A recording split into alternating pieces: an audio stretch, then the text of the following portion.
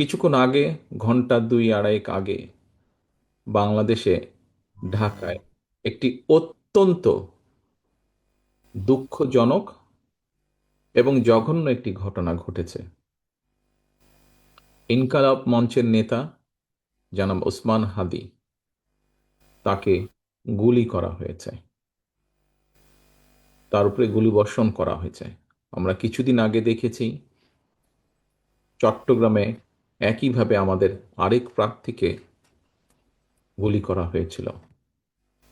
প্রিয় ভাই বোনেরা, প্রথমেই আমি এই ঘটনার জন্য তীব্র ঘৃণা এবং প্রতিবাদ জানাচ্ছি। আমাদের উচিত হবে সারা বাংলাদেশে গণতন্ত্রের পক্ষে যত মানুষ আছে প্রত্যেকটি মানুষের উচিত হবে এই ঘটনার তীব্র প্রতিবাদ এবং ঘৃণা জানানোর। আসো, আমাদের আজকের এই অনুষ্ঠান থেকে আমরা এই ঘটনার প্রতি তীব্র ঘৃণা এবং প্রতিবাদ জানাই এবং একই সাথে